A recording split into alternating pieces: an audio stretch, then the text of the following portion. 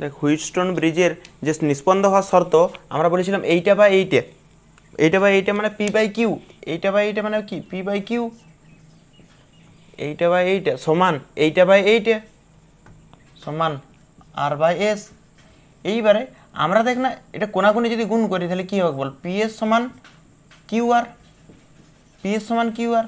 আবার এইটাকে যদি আমি সাজায় লিখি তো আমরা এরকমভাবে লিখতে পারি P by R, P by R সমান কিউ বাই এস। দেখ না এরকম লেখা যায় কি না, এইটার থেকে এইটা লেখা যায়, এইটার থেকে এইটা লেখা যায়, দেখিলে কোন কোনাকুনি গুণ করে দেখে উপরেরটাই আসবে।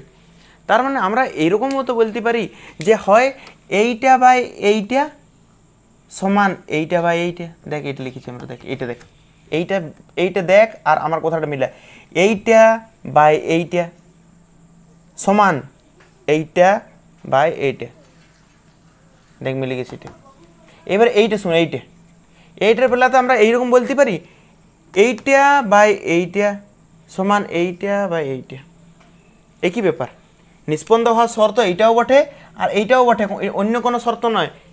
আমরা এরকমও বলতে পারি এইটা বাই এইটা সমান এইটা বাই এইটা, বা এইটা বাই এইটা সমান এইটা বাই এইটা। দেখ এইটা এইখানে লেখা আছে, দেখ পি বাই আর সমান কিউ বাই এস, এইটাই আমরা লাগাবো মিটার ব্রিজে। সেই জন্য বারবার বলে দিচ্ছি এইটা মানে পি বাই আর সমান কিউ বাই এসও লেখা যায়, ঠিক আছে। তো এইখানে যে হুইটস্টোন ব্রিজ, এই হুইটস্টোন ব্রিজের নিষ্পন্দ হওয়ার শর্ত ছিল একটা, মনে আছে? নিষ্পন্দ হওয়ার শর্ত গ্যালভানোমিটারের মধ্যে যে প্রবাহটা, তো গ্যালভানোমিটারের মধ্যে প্রবাহ আইজি এটা সমান কি হয় জিরো। গ্যালভানোমিটারের মধ্যে প্রবাহ জিরো হলে পি বাই কিউ সমান আর বাই এস অথবা পি বাই আর সমান কিউ বাই এস হয়। এই এই নিষ্পন্দ হওয়ার শর্তটাকে কাজে লাগাই পরে আমরা তৈরি করেছি মিটার ব্রিজ।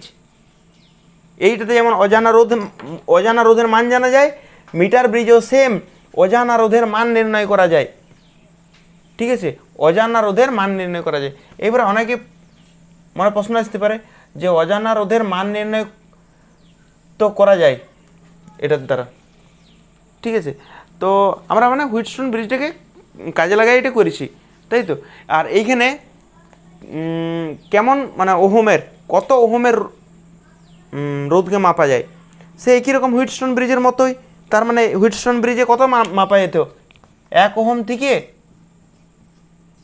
1000 ওহম, তাহলে এটাতেও মাপা যাবে 1 ওহম থেকে 1000 মধ্যে রোধ মাপা যাবে। এবারে মিটার ব্রিজটা কি, মিটার ব্রিজ দেখ নামটাতেই বোঝাচ্ছে যে 1 মিটার আমরা একটা ধাতুর তার নেব, ঠিক আছে। 1 মিটার আমরা ধাতুর তার, কোন ধাতু শুনবি মন দি, ম্যাঙ্গানিন, কনস্ট্যান্টাইন, এইসব ধাতুর তার নেওয়া হয়। এই যে 1 মিটার সেই জন্য এইটার নাম হচ্ছে মিটার ব্রিজ। এই তারটা কত মিটারে নেওয়া হয়, 1 মিটারের, সেই জন্য এটার নাম হচ্ছে মিটার ব্রিজ। 1 মিটার মানে কত সেন্টিমিটার, 100 সেন্টিমিটার। তাহলে এটাও বলতে পারি 100 সেন্টিমিটার একটা তার নিয়েছে। কোন ধাতুর নেওয়া হয়, ম্যাঙ্গানিন, কনস্ট্যান্টাইন, মানে এমন ধাতুর, এমন সংকর ধাতুর নিতে হয়, লেখার দরকার নেই, এটা শুধু শুনে রাখ। এমন সংকর ধাতুর নেব আমরা যার রোধ বাড়ালেও উষ্ণতা বাড়ালেও রোধের কোনো পরিবর্তন না হয়, উষ্ণতা বাড়ালেও রোধের কোনো পরিবর্তন না হয় সেরকম ধাতু নেব। রোধের বলতে উষ্ণতার কোনো পরিবর্তন, উষ্ণতার পরিবর্তনে রোধের পরিবর্তন হবে না, বা কারেন্ট গেলে তাপ উৎপন্ন হবে না, বাস এটা মনে রাখ। এমন আমরা ধাতুর তার নেব, ম্যাঙ্গানিন, কনস্ট্যান্টাইন, এগুলো কেন নিচ্ছি, কেননা এইগুলোর মধ্যে যদি কারেন্ট যায় তো তাপ উৎপন্ন হয় না, এটাই মেন মনে রাখবি। কারেন্ট গেলেও তাপ উৎপন্ন হয় না, ঠিক আছে। রোধের পরিবর্তন তো হতেও পারে, ঠিক আছে। তো আমরা এইটা মনে রাখবো যে এই ধাতুগুলো কেন নেওয়া হয়, কেননা এই ধাতুগুলোর মধ্যে যদি কারেন্ট যায় তো তাপ উৎপন্ন হয় না, ঠিক আছে, সেই জন্য এই ধাতুর নেওয়া হয়। তাহলে এরকম ধাতু নিলাম। তারপরে নেক্সট কাজ কি, নেক্সট কাজ হচ্ছে আমরা কপারের একটা পাত নেব, কপারের পাত নিয়ে কপারের পাতটা আমরা এরকমভাবে বসাবো। কপারের পাত নেওয়া হয়, কারো কারো মনে আসছে কপারের কেন পাত নেওয়া হয়, ঠিক আছে। কপারের পাত কী জন্য নেওয়া হয়, কেননা কপার ভালো তড়িৎ পরিবহন করে, এর মধ্যে বাধাটা কম, রোদ কম। কপারের কেন নেওয়া হচ্ছে? কেননা রোদটা কম বলে। আর এই পাতটার ক্ষেত্রফল কিন্তু বেশি হয়, মনে রাখবি তো, লেখার দরকার নাই। কপার কেন নেওয়া হয় আসবে না পরীক্ষায়? কপারের রোদটা কম, বাধাটা কম, পরিবহনটা ভালো হয়, ঠিক আছে। আর ক্ষেত্রফলটা বেশি হয়, মানে ক্ষেত্রফলটা বেশি নেওয়া হয় আর কি, পাত নেওয়া হয়, পাত টাইপের। এটা কপারের পাত নেওয়া হয়, কেননা ক্ষেত্রফলটা বেশি হয়। যত ক্ষেত্রফল বেশি হবে বাধাটা তত কম হবে। এইরকম আমরা কপারের পাত নিয়েছি, ঠিক আছে। কপারের পাত নিলাম, তাহলে কোটা পাত নেওয়া হয়েছে আপাতত? দুটো কপারের পাত নেওয়া হয়েছে, দুটো কপারের পাত। আর এইখানে একটা কপারের পাত, এইখানে একটা কপারের পাত, তিনটা কপারের পাত নিয়েছি। এইটা একটা, এইটা একটা, আর এইটা একটা কপারের পাত। এই কপারের পাতটা আকাশে উড়ে বেড়ায়নি, ঠিক আছে, এটা কাঠের পাটাতনের উপরে রাখা আছে এই তিনটে, ঠিক আছে। আর এইখানে আমরা কি করব, এইখানে আমরা স্কেল একটা রাখবো এখানে কাঠের পাটাতনের উপরে, স্কেল। তো আমরা যদি এখানে স্কেল রাখি, তো স্কেলটা কীরকম হবে? এখানে যদি আমরা একটা স্কেল রাখি এরকমভাবে,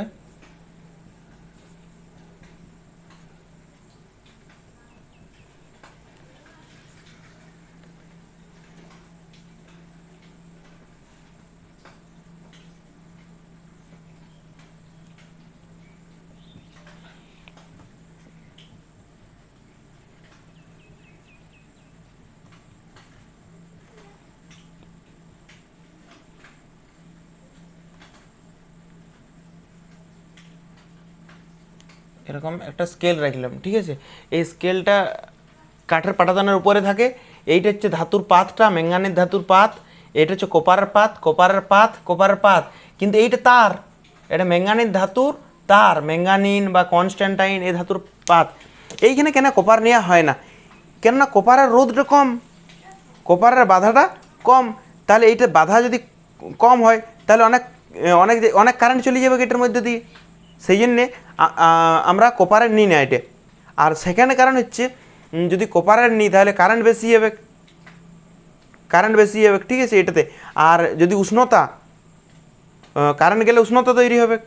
আর উষ্ণতা মানে তাপ যদি তৈরি হয় তাহলে কপার ধাতুর ক্ষেত্রে উষ্ণতা বাড়ালে রোদ বাড়বে, কেননা কপার হচ্ছে পরিবাহী বা ধাতু। তাহলে এইখানে কপার কেন নেওয়া হয় না, এটার কারণ বললাম আমরা, লেখার দরকার নেই, অনেকগুলো হয়ে যাবে, ঠিক আছে। এখানে ম্যাঙ্গানিন কেন নেওয়া হয়? কেননা ম্যাঙ্গানিন হচ্ছে এমন ধাতু যার মাধ্যমে কারেন্ট গেলেও তাপ উৎপন্ন হবে না। আর এখানে তাহলে কপার কেন নেওয়া হয় না? কেননা কপারের বাধাটা কম, রোদ কম। এবারে যদি রোদ কম হয় তার মানে কারেন্ট অনেক বেশি হবে। আর কারেন্ট যদি বেশি চলে যায় তাহলে তাপ উৎপন্ন হবে, তাপ উৎপন্ন হলে রোধের পরিবর্তন হয়ে যাবে, তাহলে এটা প্রবলেম হবে। তো এইখানে আমরা লাগাবো একটা রোদকে এই জায়গাতে। এই যে এইটা একটা কপারের পাত, এটা কপারের পাত, এই দুটো কপারের পাতের মাঝে আমরা একটা রোদ লাগাবো। এইখানে একটা রোদ লাগালাম, ঠিক আছে। আবার এইখানে একটা রোদ লাগাবো আমরা এই দুটো কপারের পাতের মাঝে। তো এই যে পাতটা, এই দুটো পাতের মাঝে যে রোদটা, সেই রোদটার নাম দিলাম আমরা আর, ঠিক আছে। এটার নাম দিলাম আমরা আর, বা এটার নাম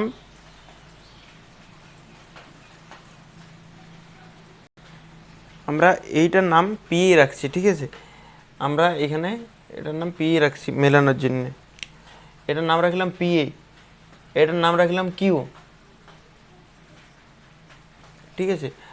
পি কিউ না, নামকরণটা আমরা পরেই করছি, ঠিক আছে।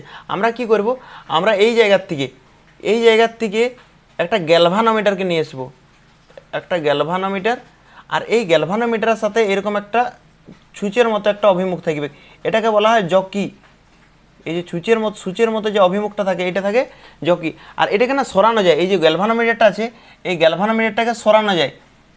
এই যে এটার সাথে টাচে আছে এই যে সবুজ তারটা, ম্যাঙ্গানিন কনস্ট্যান্টাইন যেটার ব্যবহার করা হয়, তো এইটার সাথে এরকমভাবে টাচে আছে, এটাকে এরকম বরাবর স্লাইড করা যায়, তো আমরা কি করব, আমরা এই গ্যালভানোমিটারটার এই যে জকিটা আছে, এই যে সুইচের মতো অভিমুখটা, এই অভিমুখটা ধরে পরে বিভিন্ন জায়গায় সরাবো, ঠিক আছে। আমরা জানি হুইটস্টোন ব্রিজের নীতি অনুসারে যে গ্যালভানোমিটারের মধ্যে দিয়ে প্রবাহ যাওয়া চলবে না, মানে এইটার মধ্যে দিয়ে কোনো কারেন্ট যাবে নাই। তো আমরা কি করবো, এই জকিটা সরাই বিভিন্ন জায়গায় সরাই দেখবো যে কোন জায়গাটাতে গ্যালভানোমিটারের মধ্যে দিয়ে কোনো কারেন্ট যায় নাই, মানে এইটার মধ্যে দিয়ে কোনো কারেন্ট যাওয়া চলবে না, এই যে এইটার মধ্যে দিয়ে কোনো কারেন্ট যাওয়া চলবে না। তো আমরা এটা সরাই দেখবো যে গ্যালভানোমিটার কখন নিষ্পন্দ অবস্থায় থাকছে, ঠিক আছে। তো আমরা এবারে নামকরণটা করি।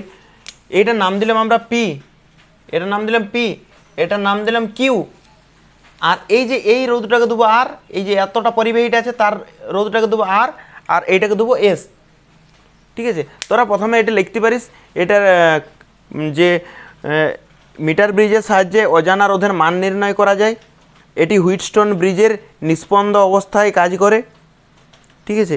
আর এখানে 1 মিটারের তার ব্যবহার করা হয়। আর এই যে জকি, এটা জকি যে দিয়ে লেখা হয়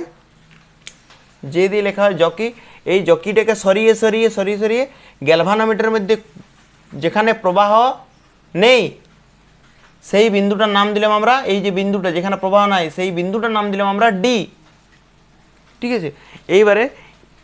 এবার পরিচয়টা দিবি যে এই পাত দুটার মাঝে লাগানো হয়েছে পি, এই দুটো পাতের মধ্যে লাগানো হয়েছে কিউ। না হলে যদি না লিখতে চাস তো নাও লিখতে পারিস, এটা জাস্ট ছবিটাকে যদি বুঝতে পারিস তো তাও ঠিক আছে। তো এইবারে আমরা কি করব, আমরা ধরে নেব যে 1 সেন্টিমিটার, লিখবি এটা 1 সেন্টিমিটার, এই যে এই তারটা 100 সেন্টিমিটারের তার, এই তারটা হচ্ছে 100 সেন্টিমিটারের তার। আমরা ধরে নিলাম 1 সেন্টিমিটার তারের রোধ হচ্ছে আর, ছোট হাতের আর আমরা ধরে নিয়েছি, ধরি 1 সেন্টিমিটার তারের রোধ হচ্ছে ছোট হাতের আর এইটা 100 সেন্টিমিটারের তার, 100 সেমি তার, আর আমরা ধরেছি 1 সেমি তারের রোধ হচ্ছে আর।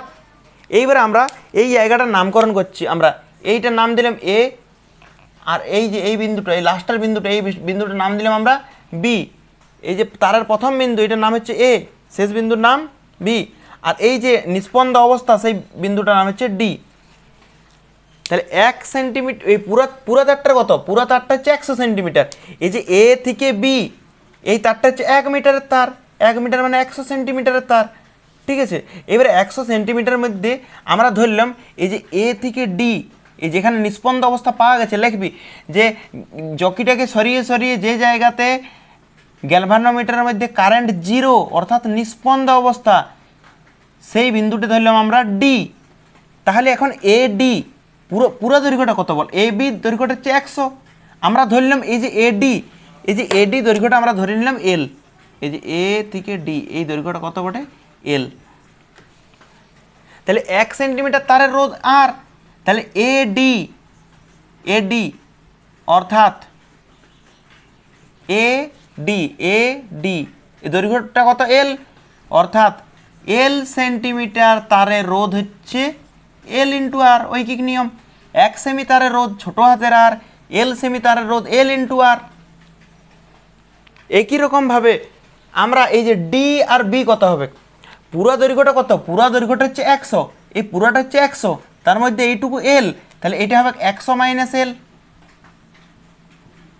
এই যে ডি থেকে বি, এই যে এ থেকে বি পুরাটা হচ্ছে 100, পুরাটা 100, তার মধ্যে এইটুকু বাদ চলে যাচ্ছে এল, তাহলে এইটা কত পড়ে থাকবে 100 মাইনাস এল। তাহলে এখন এই যে ডি বি অর্থাৎ কত এল মাইনাস 100 মাইনাস এল, 100 মাইনাস এল সেন্টিমিটার তারের রোধ হচ্ছে এইটা ইন্টু আর, 100 মাইনাস এল ইন্টু আর, ঐকিক নিয়ম। 1 সেমি তারের কত রোধ ধরেছি আমরা আর এই যে এ থেকে ডি এই দৈর্ঘ্যটা এল ধরেছি, তাহলে এল এর রোধ হচ্ছে এল ইন্টু আর পুরোটা 100, এইটা এল, তাহলে এইটা হচ্ছে 100 মাইনাস এল, তাহলে 100 মাইনাস এল হবে 100 মাইনাস এল ইন্টু আর। তাহলে আমরা এইটা এডির রোধও পাই গেছি, ডিবির রোধও পাই গেছি, তাই তো। এইবারে আমরা জানি নিষ্পন্দ অবস্থা শর্ত যেটা হয়, ঠিক আছে, নিষ্পন্দ অবস্থার শর্ত নিয়ে লিখবি নিস্পন্দ অবস্থার শর্ত। নিস্পন্দ অবস্থার শর্তটা কি? এইটা বাই এইটা, মানে এখানের পি বাই কার রোধ? এডির রোধ। কার রোধ? এই যে পি বাই কার রোধ? এডির রোধ। পি বাই এডি এর রোধ, এটাই তো এখানে কাজ করছে আর এর। আর এখানে বলতে বলি এখানে লিখবি যে কিউটা হচ্ছে অজানা রোধ, কিউর মান বের করতে হবে। কিউটা হচ্ছে অজানা রোধ।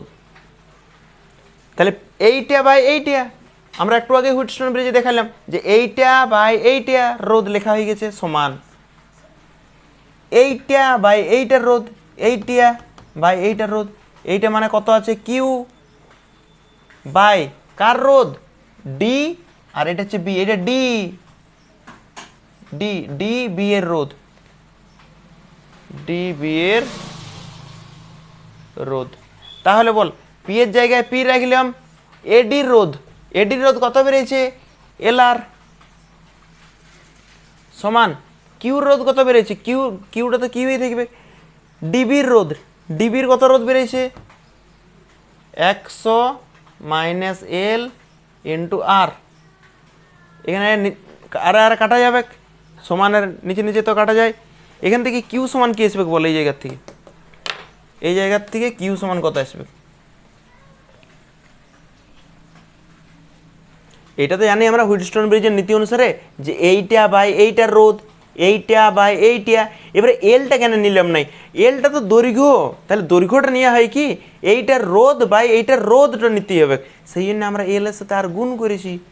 এবার দেখ এখান থেকে কিউর মান কত বেরোবে? দেখ এখান থেকে যে কিউর মান বেরোবে সেটা হচ্ছে P into 100 minus L, P into 100 minus L by এল।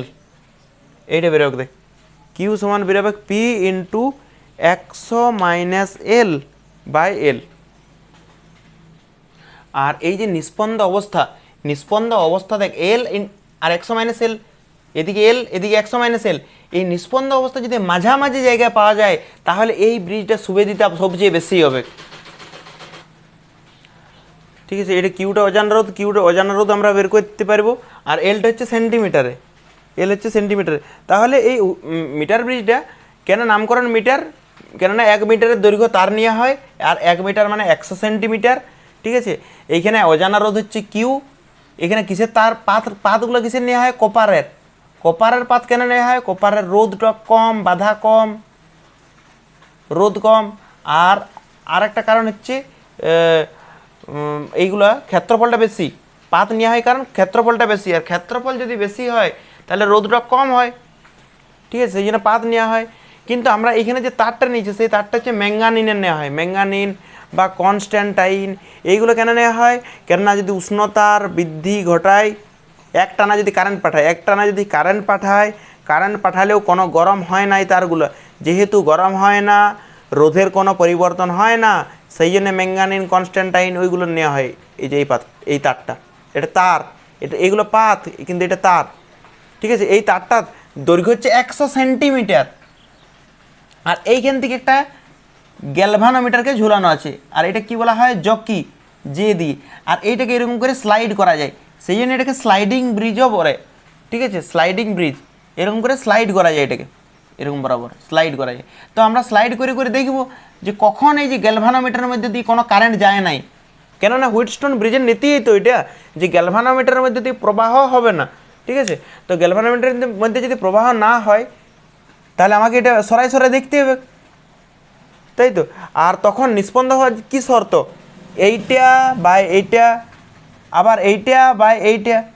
কিন্তু এইটা তো দৈর্ঘ্য, এলটা তো দৈর্ঘ্য, সেই জন্য আমরা ধরে নিলাম, দেখ লেখা আছে 1 সেন্টিমিটার, 1 সেন্টিমিটার পরিবাহী রোধ হচ্ছে আর। তাহলে এল সেন্টিমিটারের এল ইন্টু আর, 1 সেন্টিমিটার আর, তাহলে এল সেন্টিমিটার এল ইন্টু আর, দেখো এটা লেখানো আছে। ঠিক আছে, তাহলে এইটার রোধ কত?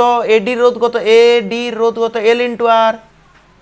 আর এইটার রোধ কত? ডিবির রোধ, ডিবির দৈর্ঘ্য কত? 100 মাইনাস এল। পুরাটার দৈর্ঘ্য 100, এইটুকু এল, তাহলে এইটা 100 মাইনাস এল। তাহলে এই যে ডিবির রোধ কত হবে? 1 সেমিতে আর, আর এইটাতে 8 ইন্টু আর। নিয়ে করলাম এইটা বাই এইটা সমান এইটা বাই এইটা, নিয়ে আমরা কিউটা বার করে নিলাম, কেননা কিউটা হচ্ছে অজানা রোধ এখানে। তাহলে এইখানেও কিন্তু ত্রুটি হয়, এমন নয় যে এইটাতে ত্রুটি হয় না, এটাতে মাপা যায় অনেকটাই নিখুঁতভাবে, কিন্তু এইটাতেও অনেক ত্রুটি হয় এই মিটার ব্রিজে। ঠিক আছে, এই যে ত্রুটিগুলো আছে, ত্রুটিগুলো একবার পড়ে নিবি। ঠিক আছে, বিভিন্ন কারণে হতে পারে এই ত্রুটিগুলো। তো প্রথম যেটা কারণ সেটা হচ্ছে এই যে এই তারটা নেওয়া হয়, এই তারটা সমান ব্যাসের নেওয়া হয়, মানে এইখানে ব্যাস যত বড় চওড়া হবে এই জায়গাটাও তত বড় চওড়া হবে, মানে তারটা এরকম হয়ে যাবে না, এরকম এখানে সরু আর এখানে মোটা এরকম হবে না। তারটা কেমন হতে হবে, সম ব্যাস যুক্ত হতে হবে, মানে তার ব্যাসটা সমান হতে হবে এরকম সব জায়গায়। কেন সমান হতে হবে, কেননা যদি তারের ব্যাসটা সমান হয় তাহলে রোধটা সমান হবে। ব্যাসটা যদি কোথাও মোটা হয়ে যায়, কোথাও সরু হয়ে যায়, তাহলে রোধটা আলাদা আলাদা হয়ে যাবে, সেই জন্য সুষম ব্যাস যুক্ত হয়। ঠিক আছে, আবার কিছুটা প্রান্তীয় রোধের জন্যও হয়। এবার প্রান্তীয় রোধটা কি, আমরা দেখ এখানে এখনো ব্যাটারিটা যুক্ত করা হয় না, ব্যাটারি যুক্ত করতে হবে এখানে আমাদেরকে প্রান্তীয় রোধ। তো এই মিটার ব্রিজের যে ত্রুটিগুলো আছে সেই ত্রুটিগুলোর থেকে সেরকম কিছু প্রশ্ন পড়বে না। ঠিক আছে, তো ত্রুটিগুলো একবার রিডিং পড়বি শুধু।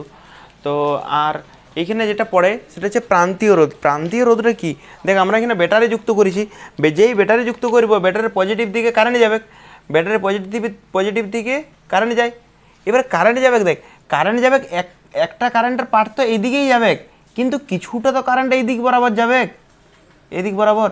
আর এইটার মধ্যে দিয়ে যে কারেন্ট যাবে এই পাথটার মধ্যে দিয়ে, সেই কারেন্টটা মানে বাধা পড়বে কি এখানে, আর এইদিকে যে কারেন্ট যাবে মানে বাধা দিবে, সেই বাধাটা তো বেকার, মানে ওই বাধাটাকে তো আমরা এখনো পর্যন্ত ধরিনি না প্লেটের। আমরা কোনটার রোধটাকে ধরেছি, আমরা রোধটাকে এই যে এই তারটা রোধটাকে ধরছি বারবার, এই তারটা আমরা কি এই প্লেটের যে রোধ, এই প্লেটের রোধটাকে তো একবারও কনসিডার করিনি। তো এই প্লেটটার কিছু না কিছু তো রোধ থাকবে, এইদিকে কারেন্ট আসবে। ঠিক আছে, বা এই যে এইদিকেই যখন কারেন্ট যাবে তো কিছু না কিছু তো বাধা প্রাপ্ত হবে, আর এই বাধাটাকে আমরা ধরিনি। আবার এইদিকেও দেখ, এইদিকে যখন কারেন্ট আসবে তখন কারেন্ট যখন এই দিক বরাবর আসবে, এই প্লেটের এমন তো নয় যে প্লেটের কোনো রোধেই নেই, কপারের তারের রোধ কম, কিন্তু কিছু না কিছু তো রোধ আছে, তো আমরা এই রোধটাকে গ্রহণ করিনি এখনো পর্যন্ত। ঠিক আছে, তাহলে তার জন্য কিছু না কিছু ত্রুটি আসবে, আর এই ত্রুটিটা প্রান্তে আসছে, সেই জন্য এই ত্রুটিটাকে বলা হয় প্রান্তীয় ত্রুটি। তো এই ত্রুটিটা কিভাবে দূর করা যায়, এই ত্রুটি কিভাবে দূর করা যায়, ত্রুটি দূর করার প্রথমে লিখবি প্রান্তীয় ত্রুটিটা নিজের ভাষায়। প্রান্তীয় ত্রুটি কিভাবে দূর করা যায়, তো আমরা এই জায়গায় ধরে নিলাম যে এই যে পাথটা আছে, ধরবি এই যে পাথটা আছে, এই পাথটার রোধ হচ্ছে 9 ওহম। এই যে এ পাথটা এদিকে এ প্রান্তে এই যে লাল পাথটা কি পাত বলা হয়, কপার পাত।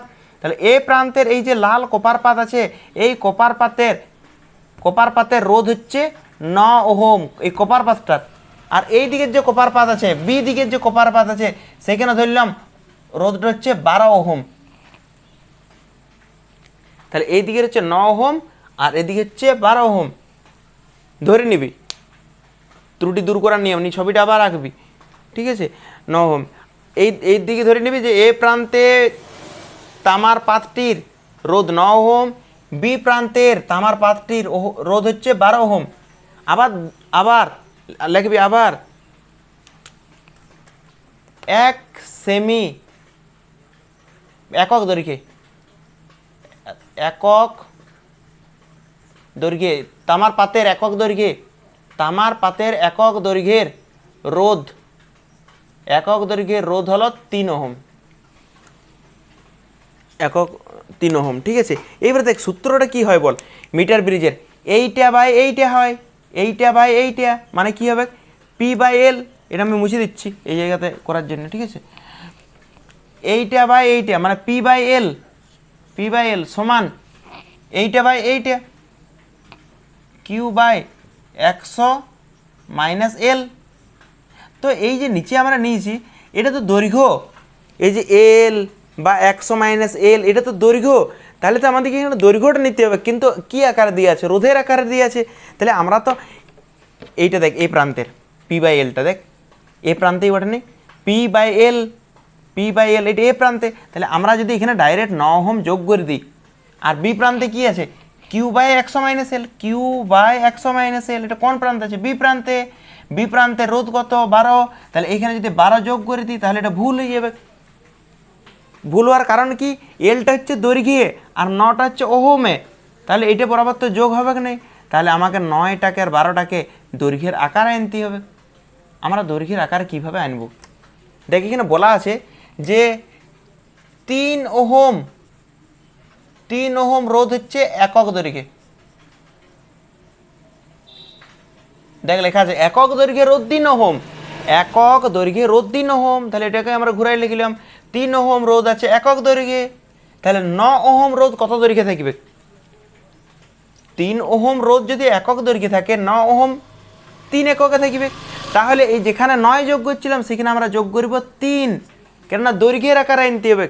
দেওয়া আছে 9 ওহম, ধরে নিয়েছি আমরা 9 ওহম, কিন্তু 9 যোগ করা চলবে না, এটাকে দৈর্ঘ্য, এলটা হচ্ছে দৈর্ঘ্য, এলটা রোধ থোড়ি বটে। তাহলে আমাকে দৈর্ঘ্যের আকারে আনতে হবে, সেই জন্য আমরা 3 করলাম। কিভাবে করলাম? এখানে আমরা বলা আছে যে একক দৈর্ঘ্যে রোধ 3, মানে 3 ওহম রোধ আছে একক দৈর্ঘ্যে, তাহলে 9 ওহম রোধ থাকবে 3 দৈর্ঘ্যে, সেই জন্য 3 যোগ। একই রকমভাবে 3 ওহম রোধ হচ্ছে একক দৈর্ঘ্যে, তাহলে 12 ওহম রোধ কত দৈর্ঘ্যে থাকবে? 3 ওহম রোধ আছে একক দৈর্ঘ্যে, তাহলে 12 ওহম রোধ থাকবে 4 দৈর্ঘ্যে, তাহলে এটার সাথে 4 যোগ। কোনো সূত্র প্রমাণ করালাম নাই, ঠিক আছে? এইটাতে আমরা বলে দিলাম এইরকমভাবে করতে হবে, যদি পড়েও যায়। তাছাড়া তো এখান থেকে পড়ার চান্স কম থাকবে, কেননা এখান থেকে নিউমেরিক্যালি পড়বে।